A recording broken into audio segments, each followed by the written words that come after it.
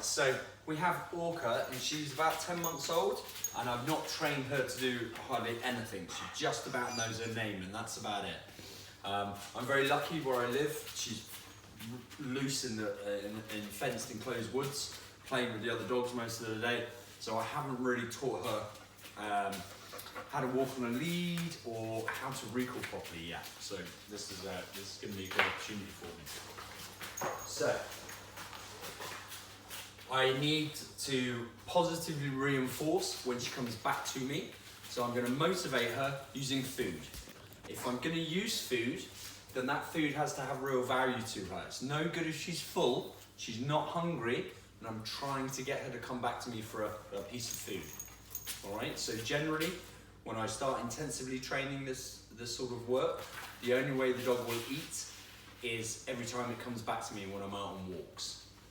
All right, so just to show you an example of a dog that is going to make a selective choice here to ignore me, and I'm going to lose to a competing motivator, Orca. I'm going to throw out some bait, let her tuck in, and I'm going to try and call her back. Orca. Oh, that's a good girl. All right, I wasn't expecting that. Oh, she came, I was boring, she ran off again. Orca. Orca. Orca. Good, so that for me was a fail because she took her time coming back to me. She came when she was good and ready, not when I called her quickly. All right, and I had to repeat myself several times. So I'm going to do that exercise again now, but now I'm going to introduce the lead to help her understand to come to me quicker. So, I'll throw some food out. Okay.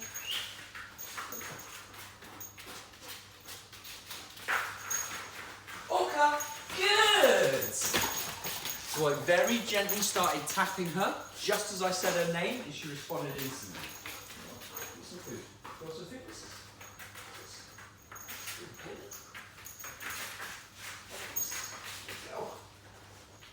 Orca, good!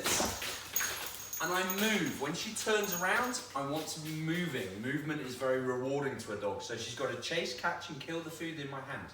All right? Ready? Okay. Okay, go and get it.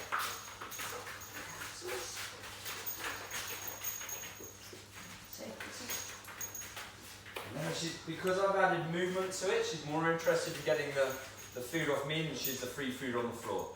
There you go, she's decided to go back for that hand now. Orca, good! So a very light tap, and then I call her back to me. And again. Orca, good girl. And even there, she felt the resistance on the lead and came straight back to me. So already she's getting a firm understanding that when I tap on the lead, I've got food ready and waiting for her. Hey, baby. Come on. Want some more ham? Look, there's a bit more free ham on the floor over here. What's this in? What's this? Yeah. Orca, good. And I try and make this reward last for as long as possible. I'm trying to be as appealing, if not more appealing, than the free food that's over there. So movement and a little bit of hand chase, or chasing the food, okay, get it, is highly rewarding to a dog. Okay, now this is on a short lead. Okay, if I can't get her to react to her name just on a 1 meter lead, I'm going to struggle with a longer lead. All right, longer leads that we use, we have two different types. So we have what's called a training recall line. And these are usually sort of 10 meters long, 30 foot. This one's just a little bit shy of that. It's about 8 meters long. The advantage of this is that I can go into a field and I can give the dog a relatively good amount of freedom to go off and play and explore. Orca. Hello, baby. Here you go. So I'm just going to clip that to a flat collar.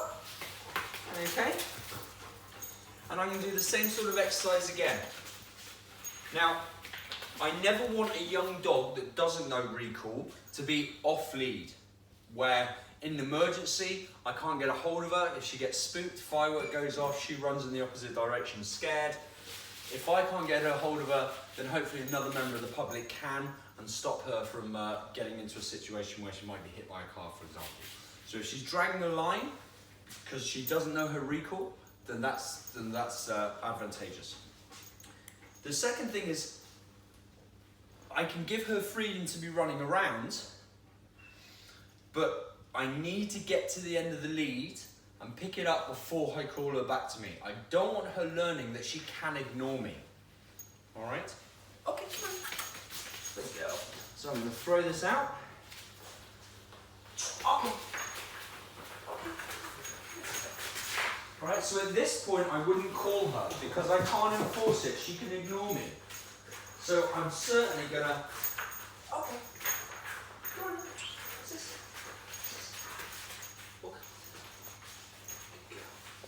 So before I call her back to me, I'm going to pick up the line. Now I can call her back, because now I can enforce the commands.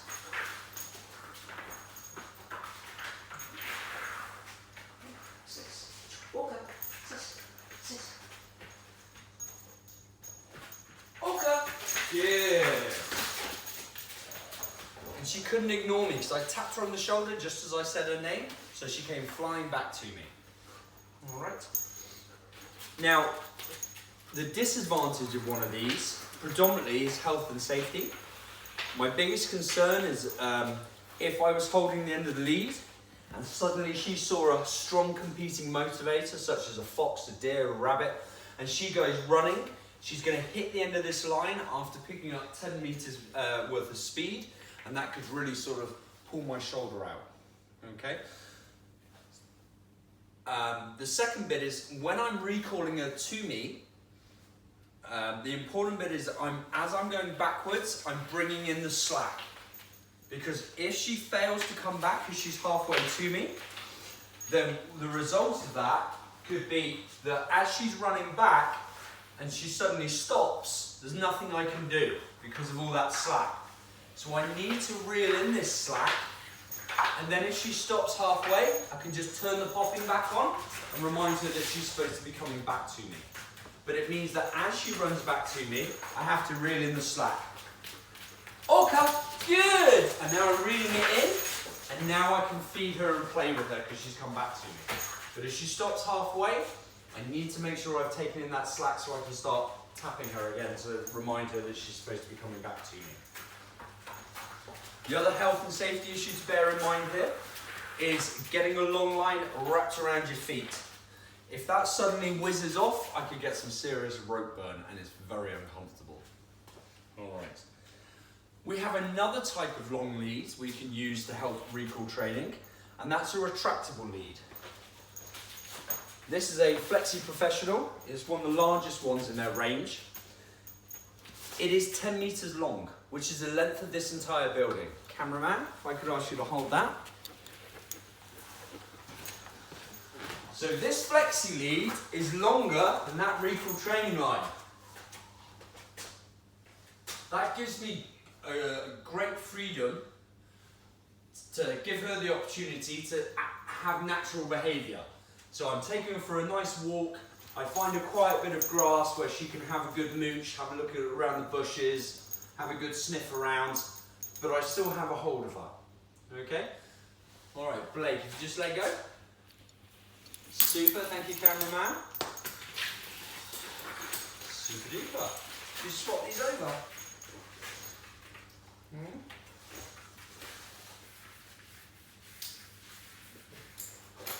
Okay, super. And again, I'm going to recall her back to me. I just lock the button. Orca, good! And as soon as she starts coming back to me, I'll take my finger off the button and it sucks up the slack for me. Again, I'm going to lock. Oh, it's coming back. Let's head this way.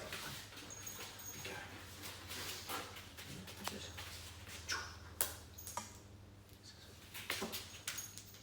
No, you're going to stay with me, are you? You're not going to follow any of the food I'm throwing out. There you go. So she's wandered off.